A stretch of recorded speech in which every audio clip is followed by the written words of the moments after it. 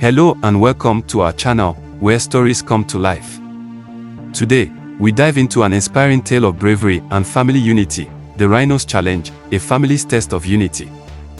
Join us as we follow the Ngoro family on their incredible journey through daunting obstacles and discover how their strength and love for one another help them overcome every challenge. Don't forget to like, share, and subscribe for more captivating stories and adventures in the heart of Africa, where the sun warmed the earth and grasslands stretched endlessly, lived the Ngoro family: Baba, the wise father; Mama, the caring mother; and their three children: Kofi, the brave eldest; Oma, the clever middle child; and little Tono, the gentle youngest. Their village, nestled between a dense forest and a vast savanna, was a place where nature spoke in whispers and the spirits of the land were revered by all. The village was abuzz with anticipation as the time for the Great Rhinos Challenge approached. The challenge was legendary, known throughout the land as a test not just of strength, but of unity, wisdom, and heart. The Great Rhino, a mystical being who roamed the plains and guarded the secrets of the land, had chosen the Ngoro family to undertake this trial one hot afternoon. As the sun dipped toward the horizon, painting the sky in hues of orange and purple, the village elder hurried to the Ngoro family's hut. His eyes were wide with urgency, and his breath came in short, anxious bursts. "Baba Ngoro," he began, his voice trembling slightly, "the Great Rhino has spoken. Your family has been chosen to take on the challenge." Baba, a tall man with a calm and steady demeanor, nodded gravely. He had always known this day would come. "We accept," he said, his voice firm with determination. His children looked at him with a mixture of excitement and fear, while Mama placed a reassuring hand on his shoulder. "We will succeed," she whispered, her eyes filled with quiet confidence. The challenge was clear: retrieve the golden fruit from the hidden cave deep within the forest, across dangerous terrain, and return within 3 days. The golden fruit was said to grant wisdom and prosperity to those who possessed it, but the journey to obtain it was fraught with peril. That night, as the village gathered around a roaring fire under a blanket of stars, the Ngoro family prepared for their journey. Baba sharpened his spear, its iron tip glinting in the firelight. Mama packed provisions, wrapping dried meat and grains in banana leaves. Kofi, the eldest, polished his bow, testing the tension of the string, while Oma, the clever middle child, gathered herbs and roots for healing, knowing they might need them on their journey. Little Tono, though young, was determined to help. He carefully packed a small bundle of charms and trinkets, believing they would bring them luck. As the fire crackled and the village sang songs of courage and unity, the family felt a deep sense of purpose. They knew that this challenge was not just about the golden fruit but about proving their strength as a family. The next morning, as the first light of dawn kissed the horizon, the family set off on their journey. The village gathered to see them off, offering blessings and prayers for their safe return. The Ngoro family walked with a determined stride, their hearts full of hope. The plains stretched out before them, a sea of golden grass swaying gently in the morning breeze. Birds sang from the trees, and the distant roar of lions echoed across the savanna. As they walked, the family spoke little, each lost in their own thoughts, but their bond was strong, and they moved as one. Their first obstacle came in the form of the great river, a wide, rushing torrent of water that cut through the land like a silver serpent. The river was known for its treacherous currents and the crocodiles that lurked beneath its surface, waiting for an unwary traveler to step too close. The family stood at the riverbank, contemplating their next move. The water was deep and fast-moving, and there were no bridges in sight. Baba looked at his children, his mind racing. "We need to build a raft," he said, his voice calm but authoritative. Kofi, ever the brave one, immediately set to work, chopping down long, sturdy branches with his machete. Baba and Oma helped lash them together with vines, their hands working quickly and efficiently. Mama kept watch, her eyes scanning the river for any sign of danger, while Tono gathered smaller sticks and leaves to use as padding. As they walked, the sun climbed higher in the sky, and the heat became oppressive. Sweat dripped down their faces, and their muscles ached, but they didn't stop. The river's roar was a constant reminder of the challenge they faced. Finally, the raft was complete.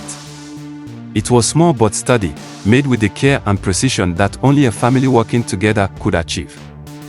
Baba tested it, pressing his weight down on the branches. The raft held firm. "Get on," Baba instructed, his voice leaving no room for hesitation.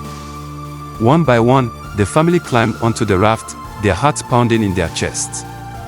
Kofi and Baba took the oars, pushing against the riverbank as the raft began to drift into the current. The water was cold, splashing up against the raft as they moved.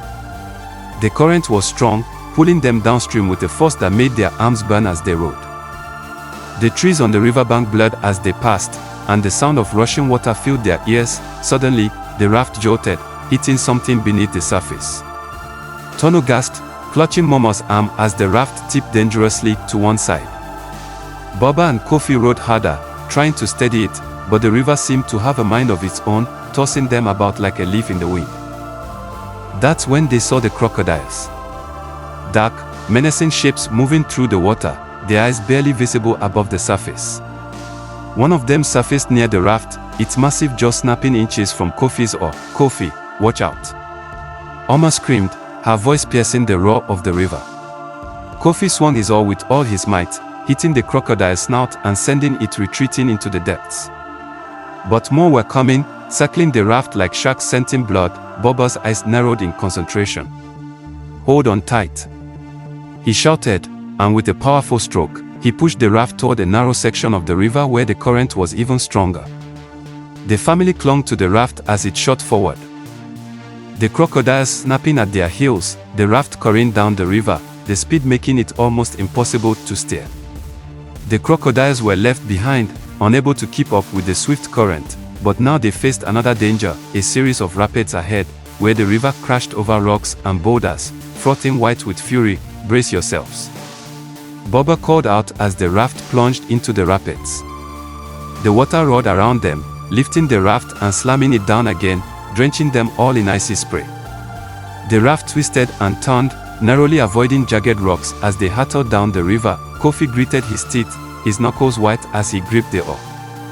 Beside him, Baba was calm but focused, guiding the raft with years of experience navigating the wilds. Mama held Tono close, shielding him from the worst of the spray, while Oma muttered prayers under her breath. The rapids seemed to go on forever, a never-ending nightmare of water and rocks. But eventually, the river began to calm, the current slowing as they reached a wider, more tranquil section. The family breathed a collective sigh of relief, their bodies sore and weary but their spirits unbroken. They paddled toward the shore, pulling the raft onto the riverbank with their remaining strength.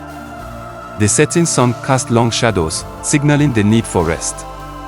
They made camp on the riverbank, lighting a small fire to ward off the cold.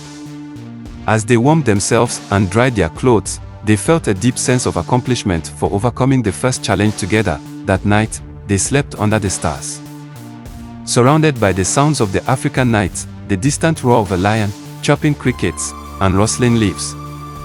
The great river had tested them, but their resilience had prevailed. The next day, they continued their journey into the dark forest, where tall trees created a dense canopy that blocked out the sun. The forest was a place of mystery and danger, with bloodlines between the physical and spiritual worlds. As they ventured deeper, the air grew cooler and the light dimmer. The forest was filled with eerie sounds, rustling leaves, unseen bird calls, and the occasional snap of twigs. The family stayed close, alert to their surroundings. A thick fog rolled in, enveloping them in a grey blur. The path disappeared, and an eerie silence settled around them. Baba led with his spear, while Mama kept a close watch on the children. The rapids seemed to go on forever, a never-ending nightmare of water and rocks. Upon their victorious return, the village was abuzz with excitement. The shimmering golden fruit was displayed in the village square. The family, though weary, was honored with a grand procession, the rhythmic beat of drums, and joyous cheers. The elder and community leaders greeted them, presenting beautifully engraved amulets as symbols of bravery. The feast that followed featured roasted meats, colorful vegetables, and sweet fruits, enjoyed amidst cheers and admiration. As night fell, lanterns illuminated the village, and children performed traditional dances. The Ngoro family joined in, celebrating with the villagers. The elder praised their bravery and unity, and the celebration continued late into the evening. The next morning, the village felt renewed. The golden fruit became a symbol of new beginnings. Baba and Mama took on guiding roles, and their children, Kofi, Ama, and Tono, grew up shaped by their adventure. If you love this story, make sure to like, share, and subscribe to our channel for more thrilling tales and timeless folktales. Stay tuned for our next story.